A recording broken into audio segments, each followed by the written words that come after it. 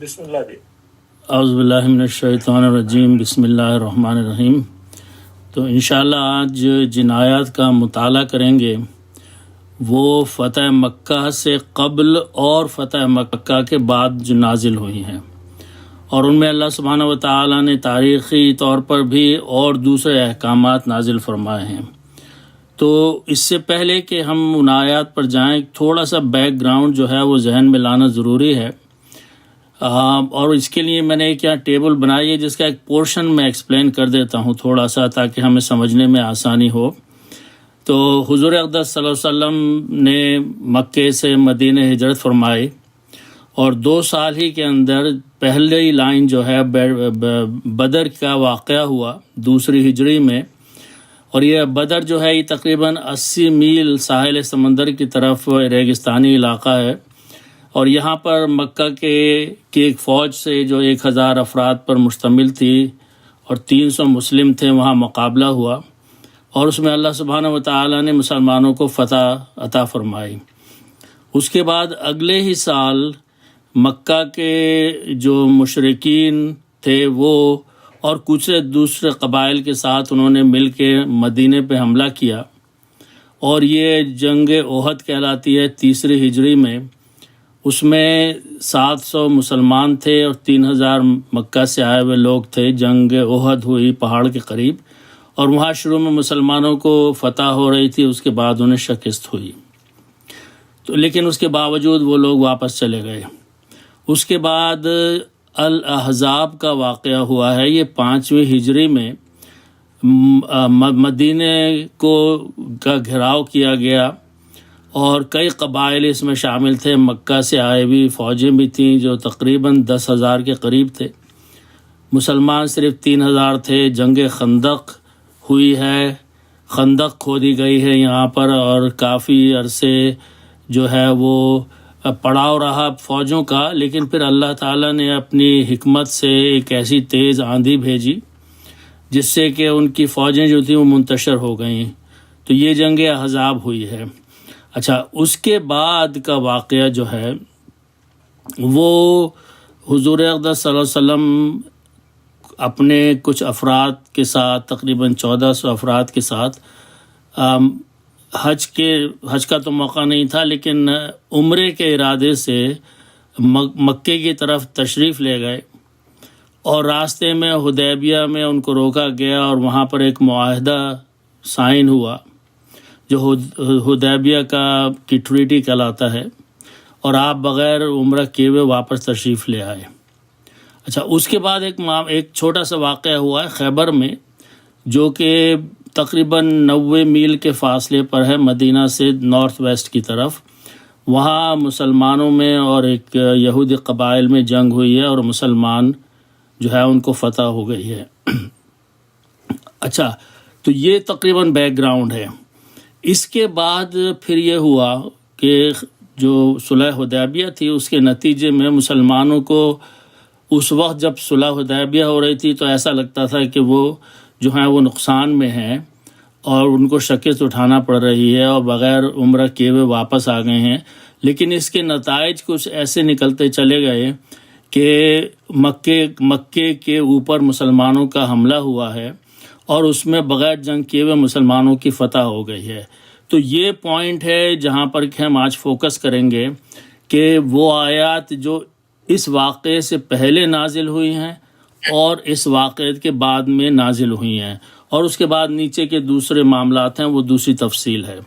تو سب سے پہلے ہم ان آیات کو دیکھیں گے جہاں سے کہ صلح حدیبیہ سے ابتدا ہوتی ہے، اور اس میں سورہ الفتح کی آیت ہے، سورہ نمبر 48 ہے، آیت نمبر 27 ہے، اور یہ تقریباً 6 ہجری کا معاملہ ہے۔ 6 ہجری میں جب کہ جنگ احزاب ہو چکی تھی اور ان کو شکست ہو گئی تھی مشرکوں کو، تو اللہ سبحانہ و تعالیٰ نے حضور اقدس صلی اللہ علیہ وسلم کو یہ خواب دکھایا، اور اس کے بعد اس کو سچا کر دکھایا۔ تو یہاں سے ہم اس کی ابتدا کرتے ہیں۔ تو اللہ سبحانہ و تعالیٰ اس خواب کے بارے میں قرآن میں آیت نازل فرماتے ہیں۔ بسم اللہ الرحمن الرحیم۔ لقد صدق اللہ رسولہ الرؤیا بالحق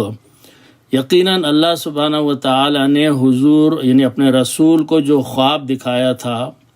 اس کو حق ثابت کر دیا۔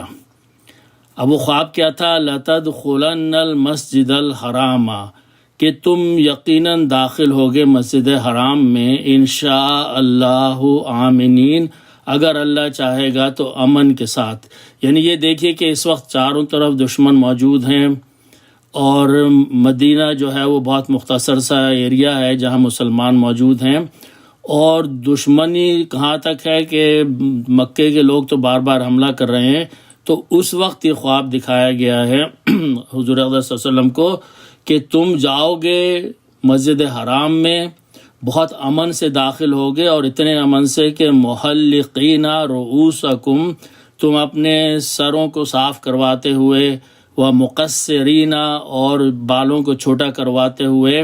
اور یہ بھی فرمایا کہ لا تخافون، تمہیں کسی بھی قسم کا خوف نہیں ہوگا وہاں پہ۔ یہ بہت بڑی خوشخبری دی جا رہی ہے خواب میں حضور اقدس صلی اللہ علیہ وسلم کو،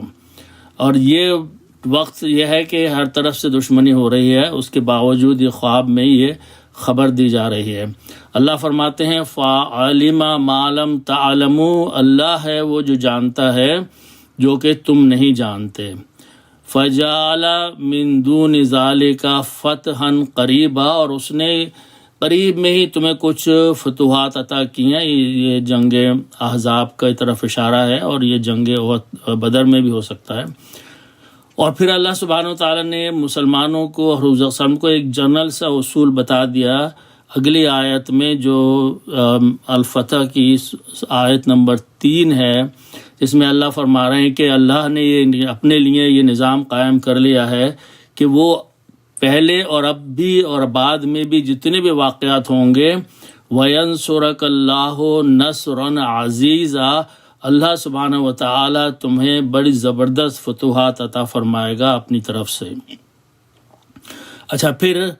اب آگے چلیے واقعات کی طرف کہ اس خواب کو دیکھنے کے بعد حضور اقدس صلی اللہ علیہ وسلم نے کچھ اصحاب کو جمع کیا اور ان سے فرمایا کہ ہمارا ارادہ ہے عمرے پہ جانے کے لیے، جو کہ لوگوں کو بڑی تعجب کی بات معلوم ہوئی کہ ہر طرف دشمن موجود ہیں، ہم کیسے عمرہ کر سکتے ہیں۔ لیکن بہرحال اس میں ان کے ساتھ ایک ساتھ دینے والا ایک ٹیم تیار ہو گئی اور وہ چل دیے۔ یہ آیت جو ہے، اگلی آیت جو سورہ الفتح کی آیت نمبر 1 ہے، یہاں پر یہ اس آیت کا بیک گراؤنڈ یہ ہے کہ آپ حدیبیہ میں پہنچے ہیں جو کہ مکے کے قریب ہے، اور وہاں ان کو عمرے کی اجازت نہیں دی گئی، قریش کے ساتھ کچھ معاہدہ ہوا ہے اور پھر حدیبیہ کی ٹریٹی لکھی گئی ہے۔ بظاہر نظر یہ آ رہا تھا کہ ساری چیزیں حضور صلی اللہ علیہ وسلم اور صحابہ کے خلاف تھیں اس ٹریٹی میں، لیکن اللہ نے اس کے بعد یہ آیت نازل فرمائی، اِنَّا فَتَحْنَا لَكَ فَتْحًا مُبِينًا، ہم نے بے شک تمہیں فتح دی ہے۔ حضور صلی اللہ علیہ وسلم سے خطاب ہے، اور یہ بہت ہی مبین، بہت ہی کھلی قسم کی فتح ہے۔ تو سننے والوں کو اور تعجب ہوا کہ یہ حدیبیہ کی جو ٹریٹی ہے یہ تو ہمارے ہی خلاف ہے، اور اس کو فتح کیسے قرار دیا جا رہا ہے؟ لیکن یہ بات اس وقت سمجھ میں آئی نہیں، بعد میں اس سے پتہ چل گیا۔ اچھا، اس کے بعد دیکھیے ہوا یہ ہے کہ حالات اس طریقے سے بدلے ہیں کہ صلح حدیبیہ کا کہ ایک شق یہ بھی تھی کہ مسلمانوں کو اور مکے کے لوگوں کو اس بات کی اجازت ہوگی کہ وہ جس قبیلے سے چاہیں معاہدہ کر لیں۔ بہت سارے قبائل آباد تھے، تو دوسری پارٹی کو اعتراض نہیں ہوگا اس پر۔ تو واپس آ کے حدیبیہ سے حضور اقدس صلی اللہ علیہ وسلم نے مختلف قبائل سے، جو مشرک بھی تھے، کافر بھی تھے، کچھ اچھے لوگ بھی تھے، یہود کے قبائل تھے، ان سب سے انفرادی طور پر معاہدے کیے، یعنی 1-to-1 معاہدے کیے۔ تو کئی قبائل سے ان کے فیور میں ہوا، کچھ ان کے خلاف بھی ہوا، لیکن یہ معاہدوں کا سلسلہ چلتا رہا۔ اچھا، اس کے بعد ہوا یہ سورہ الانفال کی آیت ہے جو آیت نمبر 56 ہے اور 58 ہے، یہ سورہ نمبر 8 ہے۔ اس میں یہ سلسلہ چل رہا ہے، کچھ قبائل جنہوں نے کہ آپ کے ساتھ معاہدے کیے تھے وہ اپنے معاہدے سے پھرنے لگے ہیں۔ تو اس کا اشارہ اللہ تعالیٰ نے ان دو آیتوں میں فرمایا ہے۔ اللہ سبحانہ و تعالیٰ کہتے ہیں کہ الذین عاہدت منہم، خطاب ہے حضور اقدس صلی اللہ علیہ وسلم سے کہ وہ لوگ یعنی قبائل، وہ قبائل جنہوں نے کہ یا آپ نے جن کے ساتھ معاہدہ کیا تھا کہ وہ امن کے ساتھ رہیں گے ان کے ساتھ، یا اگر کبھی جنگ ہوئی تو ان میں جنگ کا ساتھ دیں گے، تو اللہ سبحانہ و تعالیٰ نے فرمایا کہ ثم ینقصون عہدہم، پھر وہ لوگ کیا کرتے ہیں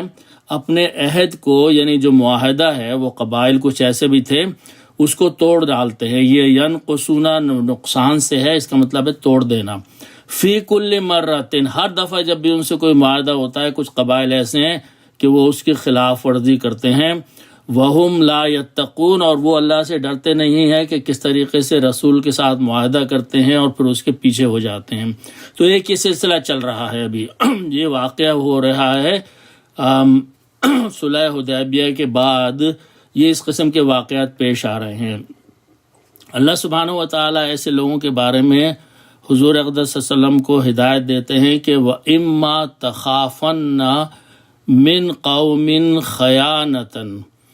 خِیَانَةً، اگر تمہیں خوف ہو اس بات سے کہ یہ جو قوم جن سے تم معاہدے کر رہے ہو یہ خیانت کریں گے اپنے معاہدے میں یعنی ایگریمنٹ میں، تو اللہ فرما رہے ہیں کہ فَانبِذْ إِلَيْهِمْ، انہی کی طرف پھینک دو، واپس لوٹا دو، عَلَى سَوَاءٍ، برابر کے ٹرمز میں، یعنی اگر انہوں نے معاہدہ توڑ دیا ہے تو تم بھی توڑ دو۔ ان اللہ لا يحب الخائنین، اللہ سبحانہ و تعالی پسند نہیں فرماتے ان لوگوں کو جو خیانت کرتے ہیں۔ تو یہ تو سائیڈ میں بات ہو رہی ہے سورہ الانفال میں۔ اچھا، اب ہوتا یہ ہے کہ اب کچھ وقت گزر رہا ہے اور حضور صلی اللہ علیہ وسلم کے ساتھ کچھ قبائل بھی شامل ہیں ان کی طرفداری کے لیے، اور مسلمانوں کی قوت اور طاقت اتنی بڑھتی چلی جا رہی ہے، اور مکے والوں کی طرف سے بھی جو معاہدہ ہوا ہے حدیبیہ میں اس میں کچھ کمی بیشی ہوتی چلی جا رہی ہے۔ تو ایک وقت ایسا آتا ہے کہ اللہ کے حکم سے حضور اقدس صلی اللہ علیہ وسلم کی طرف سے یہ فیصلہ کر لیا جاتا ہے کہ اب یہ مکے کے اوپر بھی حملہ کر دیں گے مسلمان، اور وہی ہوا۔ تو اس کی تفصیل حملے کی صرف یہ ہے کہ آپ کچھ فوجیں لے کے اپنی چلے وہاں پہ، اور جب مکہ میں داخل ہوئے تو شاید یہ تصور تھا کہ وہاں جنگ ہوگی، لیکن وہ مقامی لوگ جو تھے اور کفار تھے اور منافقین جو بھی مکے کے قریش تھے، وہ اتنے زیادہ خوفزدہ ہوئے کہ انہوں نے جنگ نہیں کری اور انہوں نے ایک طریقے سے ہتھیار ڈال دیے۔ تو مکہ جو ہے وہ بغیر جنگ کیے ہوئے فتح ہو گیا۔ اچھا، مکہ فتح ہو گیا، مسلمانوں کا قبضہ ہو گیا۔ حضور صلی اللہ علیہ وسلم نے مکہ کعبے کے اندر سے بت وغیرہ صاف کیا آپ نے، اور وہ یہ سب کچھ ہونے کے بعد حضور صلی اللہ علیہ وسلم نے اپنے صحابہ کو مکے کی انتظامیہ کے ساتھ ملنے کے لیے اور ان سے مزید گفتگو کرنے کے لیے اس طریقے سے وہاں پہ چھوڑ دیا کہ مسلمانوں کا اپر ہینڈ ہے، اور حضور اقدس صلی اللہ علیہ وسلم واپس مدینہ تشریف لے آئے۔ یہ بڑی کرٹیکل ٹائم ہے، یہاں سے ہم ان آیات کا مزید تفصیلی مطالعہ کریں گے۔ تو یہ سن 8 ہجری کا معاملہ ہے کہ مکہ مسلمانوں کے ہاتھوں میں فتح ہو گیا ہے، اور مکے میں جب پہلے حج کا موقع آیا فتح ہونے کے بعد، تو کچھ جو مسلمان وہاں موجود تھے ان کی ایک قسم کی اتھارٹی تھی، لیکن جو 8ویں ہجری میں حج ہوا ہے وہ حج 2 طریقے سے ہوا ہے۔ مکے کے جو کفار تھے، قریش تھے، انہوں نے حج اپنے طریقے سے جو ان کا سلسلہ چل رہا تھا اس طریقے سے کیا۔ مسلمانوں نے جو وہاں موجود تھے انہوں نے بھی حج میں حصہ لیا، اور انہوں نے اپنے طریقے سے اسلامی طریقے سے حج کیا، جس میں کہ وہ حرکتیں جو کفار کیا کرتے تھے برہنہ ہو کے حج کرنا اور اس قسم کی چیزیں، وہ مسلمانوں کی طرف سے نہیں ہوئی۔ تو 8 ہجری کا جو حج ہے وہ پہلا حج ہے جو مسلمانوں نے کیا اپنے طریقے سے، کفار نے اپنے طریقے سے کیا۔ اچھا، یہ معاملہ ختم ہو گیا۔ اس کے بعد اب مسلمان مکے اور مدینے کے درمیان آتے جاتے رہے، ڈیلیگیٹس آتے جاتے رہے، اور 9ویں ہجری میں جو تھا وہ مکے میں ایک بڑے حج کا پروگرام بنایا گیا، اور حضور اقدس صلی اللہ علیہ وسلم نے ایک حضرت ابو بکر کی قیادت میں مسلمانوں کو حج کرنے کے لیے 9ویں ہجری میں روانہ فرمایا۔ اچھا، 8ویں ہجری میں حج حضور صلی اللہ علیہ وسلم نے نہیں کیا، 9ویں ہجری میں بھی نہیں کیا، بلکہ حضرت ابو بکر کو روانہ فرما دیا کہ وہاں پر لے جاؤ مسلمانوں کو اور وہاں پر حج کرو۔ اچھا، جب حضرت ابو بکر وہاں پہنچے تو ابھی حج شروع ہو رہا تھا تقریباً کہ سورہ التوبہ کی کچھ آیات جو ہیں وہ حضور اقدس صلی اللہ علیہ وسلم پہ نازل ہوئیں، اور یہ وہ آیات ہیں جو بہت اہم ہیں، اور ان کو ہم مزید تشریح ابھی ان کی دیکھیں گے، تو ان کا نافذ ہونا ضروری تھا۔ اس لیے حضور اقدس صلی اللہ علیہ وسلم نے حضرت علی کی قیادت میں ایک وفد روانہ کیا، اور یہ فرمایا کہ ان آیات کا اعلان مکے میں جا کے کرو۔ اچھا، وہاں اب حج ہو رہا ہے، اور اس مرتبہ جو حج ہے اس کی قیادت حضرت ابو بکر فرما رہے ہیں۔ اچھا، تو جب حضرت علی وہاں پہنچتے ہیں تو یہ ان آیات کو جو سورہ توبہ کی لے کے وہاں گئے ہیں ان کا اطلاق کیا جاتا ہے۔ یہ آیات ہم دیکھتے ہیں۔ سورہ توبہ کی پہلی آیت میں اللہ سبحانہ و تعالی نے فرمایا براءۃ من اللہ ورسولہ الی الذین عاہدتم من المشرکین، بیزاری ہے، برات ہے، علیحدگی ہے اللہ کی طرف سے اور اس کے رسول کی طرف سے، الی الذین، ان لوگوں کے بارے میں، ان لوگوں کی طرف، عاہدتم من المشرکین، جن سے کہ تم نے عہد کیا تھا مشرکین میں سے، یعنی مکہ کے لوگوں سے جو حدیبیہ کی ٹریٹی لکھی گئی تھی، یہ اس کے بارے میں جو ہے یہ برات ہے اور علیحدگی ہے، بیزاری ہے اللہ کو اور اس کے رسول کو۔ تو یہ اعلان کیا گیا وہاں پر مدینے میں مکے میں جا کے اعلان کیا گیا کہ یہ اب ٹریٹی جو ہے اب ہم مسلمان اس کے ذمہ دار نہیں ہیں۔ اچھا، اس کے بعد ایک عام قسم کی وارننگ دی گئی کہ جس گروپ پر وہ وارننگ اپلائی ہوگی وہ اس کو لے لے گا۔ تو اگلی آیت جو ہے آیت نمبر 2 سورہ توبہ کی، اس میں اللہ سبحانہ و تعالیٰ کے حکم سے یہ اعلان کیا گیا کہ جو مکے کے لوگ ہیں، قریش ہیں یا دوسرے قبائل ہیں وہاں پر، ان کو 4 مہینے کی مہلت دی جاتی ہے۔ تو یہ بہت اہم آیت ہے۔ اس کے بعد اس کی ہم تشریح کرتے ہیں۔ اللہ سبحانہ و تعالیٰ فرما رہے ہیں کہ فَسِیحُوا فِی الْأَرْضِ 4 اشہر۔ یہ لفظ فصیح جو ہے یہ سیاحت سے ہے، اور سیاحت وہ ہوتی ہے جب ایک شخص کسی جگہ جاتا ہے اور وہاں پہ گھومتا پھرتا ہے بغیر کسی خوف کے۔ تو یہاں کفار سے مخاطب ہو کے یہ کہا جا رہا ہے کہ 4 اشہر آج کے دن سے، یعنی وہ جب حج شروع ہو رہا ہے 9ویں ہجری کا، اس دن سے لے کے اگلے 4 مہینے تم لوگ آرام سے گھومو پھرو اس زمین کے، یعنی زمین کے اوپر مکے کے اندر رہو، ہم تمہیں کسی بھی قسم کی تکلیف نہیں پہنچائیں گے، لیکن تم یہ اچھی طرح سن لو کہ 4 مہینے کے بعد کیا ہوگا۔ وَاعْلَمُوا، اور جان رکھو، أَنَّكُمْ غَيْرُ مُعْجِزِ اللَّهِ، کہ تم اللہ کو عاجز نہیں کر پاؤ گے۔ معجز ہے فرم عاجزی سے ہے۔ وَأَنَّ اللَّهَ مُخْزِي الْكَافِرِينَ، اور اللہ یقیناً کافروں کو رسوا کرنے والا ہے۔ تو یہ 4 مہینے کی وارننگ دی گئی ہے مکے کے لوگوں کو 9ویں ہجری کے حج کے موقع پر، کہ اب یہ 4 مہینے تمہارے پاس ہیں، اس میں تمہیں ایک چوائس دیا جا رہا ہے۔ اچھا، وہ چوائس جو ہے وہ کس قسم کا ہے، یہ اس کی تفصیل جو ہے یہ اللہ سبحانہ و تعالیٰ اپنی آیات میں نازل فرما رہے ہیں، اور یہی جو ہے ٹاپک بھی ہے کہ مکے کو فتح ہونے کے بعد جو آیات نازل ہوئی ہیں، انہیں بیفور اور آفٹر، بیفور تو حدیبیہ کی آیات تھیں، اور آفٹر جو ہے وہ یہ آیات ہیں، ان میں اعلان کیا جا رہا ہے اللہ تعالیٰ کی طرف سے اگلی آیت ہے جو سورہ توبہ کی آیت نمبر 3 میں وَأَذَانٌ مِّنَ اللَّهِ وَرَسُولِهِ إِلَى النَّاسِ، یہ ایک اطلاع عام ہے، ایک اناؤنسمنٹ ہے، ایک پروکلیمیشن ہے اللہ کی طرف سے اور اس کے رسول کی طرف سے، إِلَى النَّاسِ لوگوں کے لیے، جو مکے کے لوگ ہیں ان کی طرف ایک اعلان عام کیا جا رہا ہے یوم الحج الاکبر، اور یہ اعلان جو ہے یہ حج کے دن کیا جا رہا ہے۔ یعنی حج، یہاں میں تشریح معمولی وقت میں کر دوں کہ ہمارے ہاں مختلف معنی ہیں حج اکبر کے۔ جنرل معنی یہ ہیں کہ حج کو حج اکبر کہا جاتا ہے اور عمرے کو حج اصغر کہا جاتا ہے۔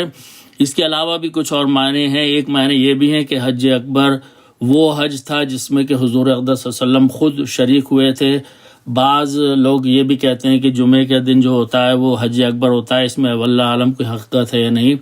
لیکن یہاں اس آیت میں یہ کہا جا رہا ہے کہ حج کے دن اعلان کیا جاتا ہے، حج کے یعنی عمرے کی بات نہیں کی جا رہی، کہ اعلان عام کیا جاتا ہے لوگوں کے درمیان میں، مکے کے لوگوں کے درمیان میں۔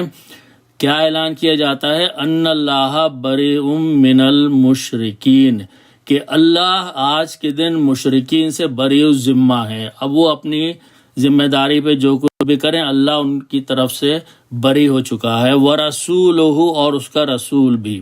اچھا، اب یہ وارننگ دی جا رہی ہے فَإِن تُبْتُمْ فَهُوَ خَيْرٌ لَكُمْ، اگر اے مکہ کے لوگوں تم توبہ کر لو یعنی لوٹ آؤ دین کی طرف، فَهُوَ خَيْرٌ لَكُمْ، تو یہ تمہارے لیے بہت بہتر ہے۔ وَإِن تَوَلَّيْتُمْ، اور اگر تم پھر جاؤ گے، تم واپس لوٹ جاؤ گے اپنے کفر کی طرف، فَاعْلَمُوا، تو یہ اچھی طرح جان رکھو، أَنَّكُمْ غَيْرُ مُعْجِزِ اللَّهِ، تو تم جو ہو وہ اللہ کو عاجز نہیں کر پاؤ گے، اللہ کی قدرت اپنی جگہ ہے۔ پھر اس کے بعد یہ بھی کہہ دیا گیا کہ وَبَشِّرِ الَّذِينَ كَفَرُوا بِعَذَابٍ أَلِيمٍ، جو لوگ اب تک کفر کرتے رہے ہیں ان کو یہ خبر سنا دی جائے کہ ان کے لیے بہت سخت قسم کا عذاب ہے، عذاب علیم ہے۔ اچھا، اب یہاں پر عام اعلان کیا گیا، اذان کا مطلب ہے اذان ان کا کہ عام اعلان کر دیا گیا ہے سارے مکہ کے لوگوں کے لیے، لیکن یہاں پر کچھ قبائل ایسے بھی ہیں جن کو ایکسیپشن دیا گیا ہے، تو وہ اگلی آیت میں دیا گیا ہے۔ آیت نمبر 4 جو ہے سورہ توبہ کی، اس میں یہ اعلان کیا جا رہا ہے کہ إِلَّا الَّذِينَ عَاهَدتُّم مِّنَ الْمُشْرِكِينَ، سوائے ان لوگوں کے، یعنی مسلمانوں سے کہا جا رہا ہے اور عام اعلان بھی کیا جا رہا ہے مکے میں، کہ سوائے ان لوگوں کے إِلَّا عَاهَدتُّم، جن سے تم نے عہد کیا ہے، یعنی ٹریٹی سائن کی ہے انفرادی طور پر مختلف قبائل سے، من المشرکین، جو کہ مشرکین کے قبائل ہیں، جو کہ شرک کرنے والے ہیں۔ اچھا، یہ جو انفرادی طور پہ حضور صلی اللہ علیہ وسلم نے مختلف قبائل سے مختلف ٹریٹیز، جنہیں عہد کا لفظ استعمال کیا جا رہا ہے یہاں، ان کی ڈیوریشن مختلف تھی، کوئی 1 سال کا تھا، کوئی 2 سال کا تھا، کوئی 6 مہینے کا تھا۔ تو یہاں پر اللہ تعالیٰ یہ فرما رہے ہیں کہ جن لوگوں سے تم نے یعنی ٹریٹی سائن کی تھی، ثم لم ينقصوکم شیئا، پھر ان لوگوں نے، ان قبائل نے اس معاہدے کو بالکل نہیں توڑا، یعنی وہ تمہارے ساتھ حق پسند وہ رہے معاہدہ پورا کرنے میں۔ ولم یظاہروا علیکم احدا، اور نہ ہی انہوں نے کسی دوسرے قبیلے کی کوئی مدد کری ہے، تو تم ان کے ساتھ ان کی مدت میں جو عہد تمہارا ہے اس کو پورا کرو۔ فَأَتِمُّوا إِلَيْهِمْ، سے مسلمانوں سے کہا جا رہا ہے کہ تم اپنے عہد کو، اپنی ٹریٹیز کو ان انفرادی قبائل کے ساتھ پورا کرو۔ عَهْدَهُمْ إِلَى مُدَّتِهِمْ، جو عہد کی، جو ٹروس کی، جو ٹریٹی کی مدت تھی اس کو پورا کرو، یعنی 4 مہینے تو صرف مکہ کے لوگوں کو دیے جا رہے ہیں کہ یہ تمہارے پاس اس کے بعد کوئی چوائس نہیں ہے، چاہے ٹریٹی کتنی بڑی ہو، وہ ختم ہو گئی۔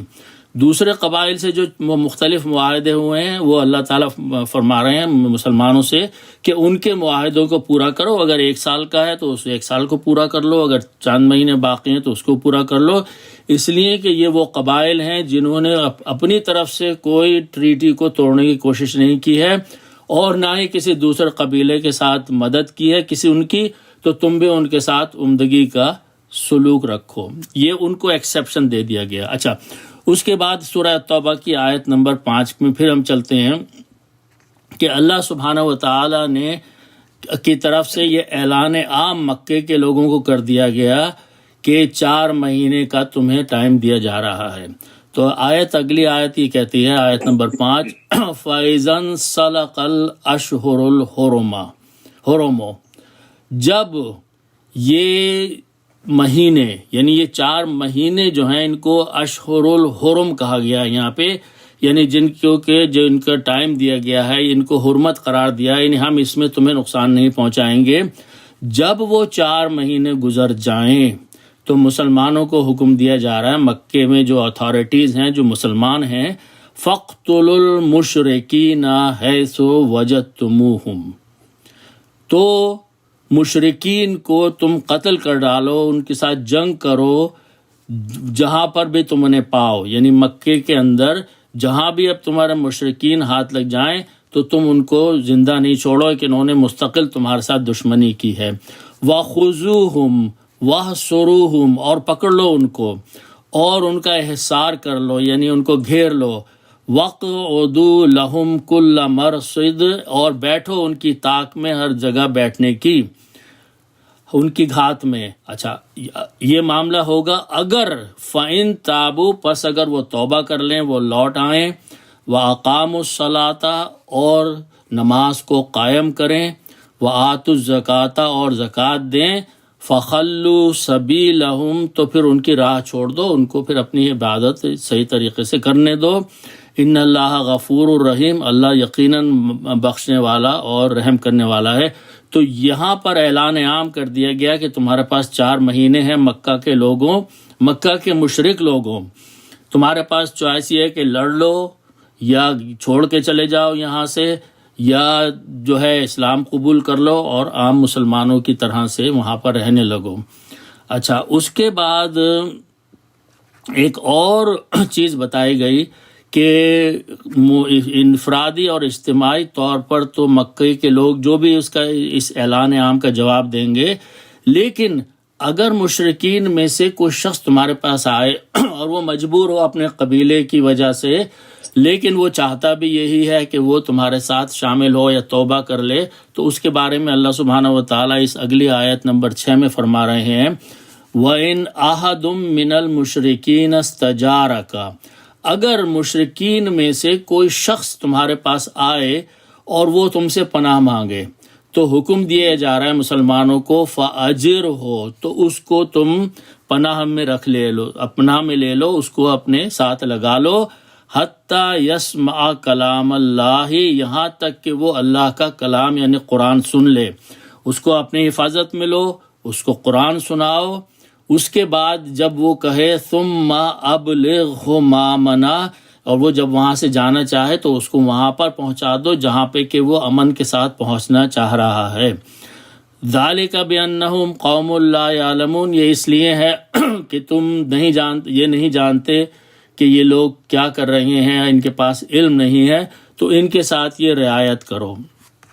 اچھا، لیکن اس کے بعد مزید بتایا جا رہا ہے آیت نمبر 11 میں سورہ توبہ کہ یہ سارا معاملہ ہو رہا ہے، کب ہو رہا ہے کہ 9ویں ہجری ہے، حضرت ابوبکر حج فرما چکے ہیں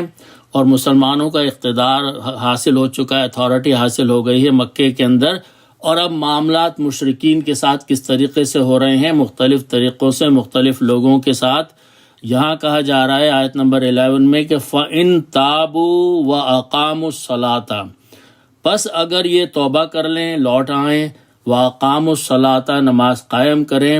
وَآتُوا الزَّكَاةَ، اور زکوٰۃ دینے لگیں. گو کہ یہ پہلے تمہارے دشمن تھے، اللہ سبحانہ و تعالیٰ مسلمانوں سے فرما رہے ہیں فَإِخْوَانُكُمْ فِي الدِّينِ، یہ اب تمہارے بھائی ہیں دین میں.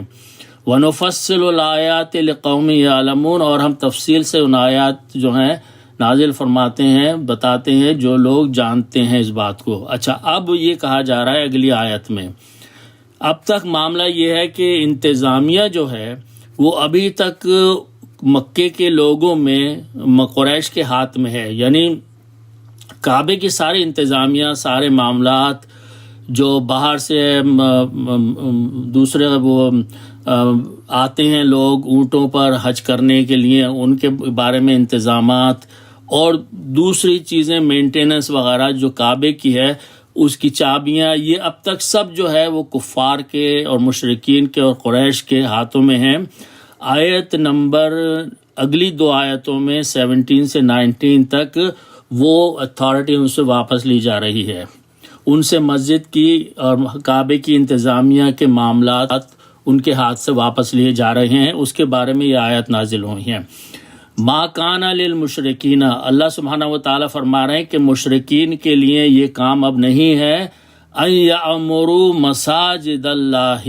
کہ وہ مسجد کو، یعمرو ہے یہ لفظ، اس کے کئی معنی بھی ہے، ایک تو تعمیر بھی ہے، اس کی مینٹیننس بھی مسجد کی ہے، اس کی دیکھ بھال بھی ہے، اس کی دوسری چیزوں کی ذمہ داریاں ہیں، یہ سب یعمرو میں آ جاتی ہیں۔ تو اللہ نے فرمایا کہ مشرکین اب اس مسجد کی، اس کعبے کی ذمہ داری کسی بھی قسم کی نہیں اٹھا سکتے، نہ ان کی کوئی اتھارٹی ہوگی، نہ ان کے پاس چابیاں رہیں گی، اس لیے کہ شاہدین علی انفسہم بالکفر، یہ خود گواہی دے رہے ہیں اس بات کی کہ وہ لوگ کفر پر اڑے ہوئے ہیں، تو اب یہ چیز کعبے کی ہر چیز ان کے ہاتھ سے واپس لے لی جائے گی۔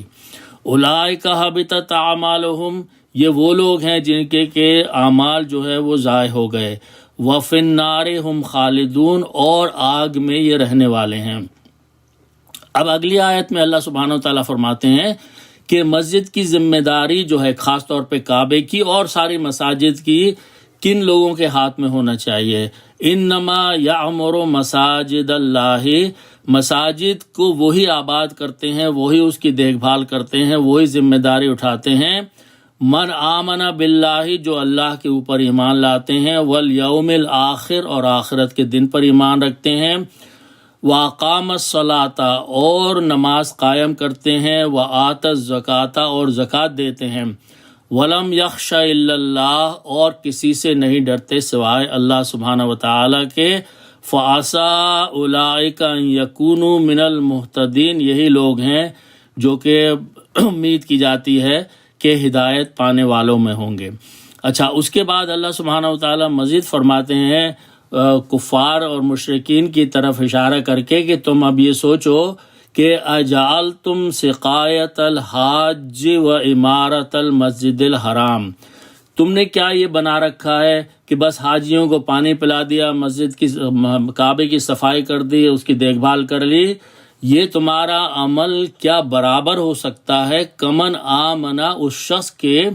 جو ایمان لایا باللہ، اللہ کے اوپر، والیوم الآخر، اور آخرت کے اوپر، وجاہد فی سبیل اللہ، اور اس نے جہاد کی اللہ کی راہ میں۔ اللہ فرما رہے ہیں لا یستوون عند اللہ، یہ برابر نہیں ہو سکتے اللہ کے نزدیک، واللہ لا یہدی القوم الظالمین، اللہ سبحانہ و تعالی قوم ظالموں کی قوموں کو ہدایت نہیں دیا کرتا۔ اچھا، 2 آیتیں اور ہیں اور یہ بہت اہم ہیں۔ اس کے بعد اللہ سبحانہ و تعالی آیت نمبر 24 میں یہ فرما رہے ہیں، عام اعلان ہے وہاں پہ کہ قل ان کان آباؤکم، کہہ دیجئے رسول اگر تمہارے باپ، و ابناؤکم، اور تمہاری اولادیں بیٹے، و اخوانکم، اور تمہارے بھائی، و ازواجکم، اور تمہاری بیویاں، و عشیرتکم، اور تمہارے رشتہ دار، و اموال اقترفتموہا، اور وہ مال اور جائیداد جو تم نے کمائے ہیں، جمع کر رکھے ہیں، و تجارت، اور ایسی تجارت اور بزنسز، تخشون کسادہا،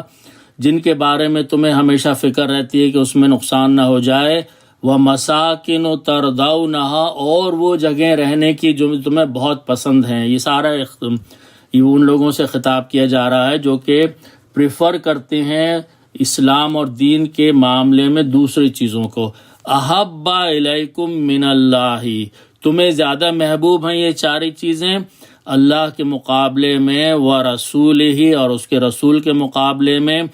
وجہاد فی سبیلہ، اور اللہ کی راہ میں کوشش کرنے میں۔ تو پھر اب فتربصوا، تو ٹھہرو اور انتظار کرو، دیکھو کیا ہوتا ہے، حتیٰ یاتی اللہ بامرہ، یہاں تک کہ اللہ کا حکم آ جائے گا اور یہ سب چیزیں تم سے ضائع بھی ہو جائیں گی اور تمہیں سزا بھی دی جائے گی۔ واللہ لا یہدی القوم الفاسقین، اللہ فاسق قوموں کو لوگوں کو ہدایت نہیں دیا کرتا۔ اب اللہ سبحانہ وتعالیٰ نے درمیان میں اب یہ ہے کہ اسی دوران میں ایک جگہ ہے حنین۔ یہ حنین جو ہے یہ طائف اور مکے کے درمیان میں ہے۔ یہاں پر مسلمانوں کی ایک بڑی فوج کا حصہ موجود تھا اور وہ ایک ایسی جگہ سے گزر رہے تھے کہ جو شاید علاقہ تنگ تھا، تو وہاں کے کسی قبیلے کے کسی لوگوں نے ان کے اوپر حملہ کر دیا، تو وہ جنگ حنین کہلاتا ہے۔ تو وہاں پر، اور یہ واقعہ ہے اسی 9ویں ہجری کا ہے، حضور صلی اللہ علیہ وسلم کی 10ویں ہجری کے آنے سے پہلے، تو اللہ سبحانہ و تعالیٰ نے وہاں بھی مدد فرمائی تھی۔ تو یہاں اس آیت کا اس کا واقعے کا ذکر کیا جا رہا ہے کیونکہ یہ فتح مکہ کے بعد کے فوراً واقعہ ہے۔ لقد نصرکم اللہ فی مواطن کثیرۃ، اللہ فرماتے ہیں کہ اللہ سبحانہ و تعالیٰ تمہارے مختلف مواقعوں پر بہت مدد کر چکا ہے مسلمانوں کی، بدر میں، احزاب میں اور ہر جگہ۔ وَيَوْمَ حُنَيْن، اور حنین کے دن بھی تمہاری مدد کی ہے۔ اِذْ أَعْجَبَتْكُمْ كَثْرَتُكُمْ، جبکہ تم بہت تعداد میں تھے وہاں اور تمہیں یہ گمان ہو گیا کہ ہم بہت اتھارٹی میں ہیں، پاور میں ہیں، ہمیں کوئی نقصان نہیں پہنچائے گا۔ اس وقت وہ تم پر حملہ کیا گیا اور تمہارا اس غرور جو تھا فلم تغن عنکم شیئا، تمہارے کسی کام نہیں آیا۔ وضاقت علیکم الارض، اور تم پر زمین تنگ ہونے لگی، بما رحبت، باوجود اس کے کہ وہ اپنی فراغی کے تھی۔ ثم ولیتم مدبرین، تو تم وہاں سے بھاگے، لیکن اس کے باوجود اللہ سبحانہ و تعالیٰ نے اپنے لشکروں سے تمہاری مدد فرمائی اور حنین میں بھی فتح عطا فرما دی۔ تو یہ واقعات ہو گئے ہیں۔ اس کے بعد ایک آیت اور یہاں نازل ہوئی ہے جو آیت نمبر 28 ہے، جو بہت اہم ہے اور جس کا اطلاق آج تک ہوتا ہے۔ اللہ سبحانہ و تعالیٰ فرماتے ہیں، یا ایھا الذین آمنو، اے وہ لوگوں جو ایمان لائے، جو مکہ میں موجود ہیں، انما المشرکون نجس، جو مشرک ہیں وہ ناپاک ہیں۔ فلا یقرب المسجد الحرام، یہ قریب نہ آئے مسجد حرام کے، کعبے کے، بعد عامہم ھذا، اس سال کے بعد۔ تو اللہ فرما رہے ہیں کہ آج اس سال کے بعد یعنی 9ویں ہجری کے بعد یہ پابندی لگا دی گئی کہ جو مشرک ہیں، جو غیر مسلم ہیں، وہ کعبے کے ایریا میں نہیں آ سکتے۔ اور اس کو آپ سمجھ لیں میقات کا ہے کہ میقات کے بعد تو بالکل ہی کوئی داخل نہیں ہو سکتا جو غیر مسلم ہو وہاں پر۔ تو یہ پابندی 9ویں ہجری میں لگا دی گئی، جو الحمدللہ آج تک موجود ہے کہ اس کے میقات کے ایریا سے۔ اچھا نوٹ کیجئے کہ یہ میقات صرف مکے کا ہے، مسجد حرام کا ہے۔ بعض لوگ جو ہے اس کو وہاں بھی اپلائی کرنے کی کوشش کرتے ہیں مدینے میں، لیکن اس آیت سے وہ ثابت نہیں ہے۔ اللہ فرماتے ہیں وَإِنْ خِفْتُمْ عَيْلَةً، اور اگر تمہیں مکے کے لوگوں اس بات کا خوف ہے کہ مفلسی آ جائے گی تمہارے پاس، تم مشرکوں کو یہاں سے نہیں آنے دو گے، تو فَسَوْفَ يُغْنِيكُمُ اللَّهُ مِنْ فَضْلِهِ، تو اللہ سبحانہ و تعالیٰ غنی کر دے گا تمہیں اپنے فضل سے، ان شاء، اگر وہ چاہے گا تو، ان اللہ علیم حکیم، ان اللہ سبحانہ و تعالیٰ واقف ہے اور حکمت والا ہے۔ تو یہ سارے واقعات جو ہیں یہ 9ویں ہجری میں اپلائی ہو گئے ہیں۔ 10ویں ہجری میں حضور اقدس صلی اللہ علیہ وسلم خود تشریف لائے تھے حج کے لیے۔ یہ آپ کا پہلا اور آخری حج تھا، اور اس میں حج میں آپ نے جو اعمال یا حج کے طریقے تھے جو پہلے سے ہو رہے تھے، جو آپ نے نہیں کیے وہ کینسل ہو گئے، جو آپ نے کیے وہاں پر اس کے بعد وہ حج کا ایک حصہ بن گئے۔ اور وہ پورا جو حج کا جو روٹین ہے، جو مسلمان ہم جاتے ہیں حج کرنے کے لیے، وہ وہی ہے جو حضور صلی اللہ علیہ وسلم نے شروع سے کیا تھا، اور جس طریقے سے جن مقامات پر آپ نے پہنچنے کے بعد حج کے ارکان ادا فرمائے تھے، آج کا حج جو ہے وہ انہی طرائق پر، انہی طریقوں پر کیا جاتا ہے، جو آخری اور پہلی مرتبہ حضور صلی اللہ علیہ وسلم کا پہلا اور آخری حج تھا۔ اور اس حج میں جو بھی کیا گیا، جو چیز منع کر دی گئی، وہ آپ نے نہیں کی، اور جو ایڈیشنل چیزیں آپ کے جن کو حکم دیا گیا وہ آپ نے کری تھیں. تو یہ جو موجودہ حج کا طریقہ ہے، اس وقت تک اسلام جو تھا وہ مکے میں مکمل طور پہ نافذ ہو چکا تھا، اور اسی زمانے میں جب یہاں کہا گیا تھا کہ وہ مسجدوں کی دیکھ بھال نہیں کریں گے، مساجد کعبے کی چابیاں لے لی گئی تھیں مشرکین سے، اور وہ اب تک مسلمان ہی ہیں، ان کے ہاتھ میں ہیں، اور ساری انتظامیہ بھی انہی کے ہاتھ میں ہے. تو یہ آیات جو ہیں یہ فتح مکہ کے بعد نازل ہوئی ہیں، اور ان میں جو بھی احکامات آئے تھے وہ فوراً نافذ کر دیے گئے تھے. اور جیسا کہ ہم نے دیکھا، تو اللہ سبحانہ و تعالی ہمیں توفیق عطا فرمائے. اس فتح مکہ کے بعد دو واقعات اور ہیں. ایک تبوک کا واقعہ ہے جو کہ اس سورہ توبہ کی باقی آیات جو ہیں یہ تقریباً پہلی 37 آیات جو ہیں یہ نازل ہوئی ہیں فتح مکہ کے بعد، جو ہے مختلف احکامات کو نافذ کرنے کے لیے. اور اس کے بعد باقیہ آیات جو ہیں تقریباً 100 کے قریب وہ نازل ہوئی ہیں جبکہ تبوک کا معرکہ پیش آیا تھا. تو ہم انشاءاللہ ان کا بھی مطالعہ کریں گے. اللہ سبحانہ و تعالی ہمیں عمل کرنے کی توفیق عطا فرمائے، قرآن کو سمجھنے کی توفیق عطا فرمائے. صدق اللہ العظیم.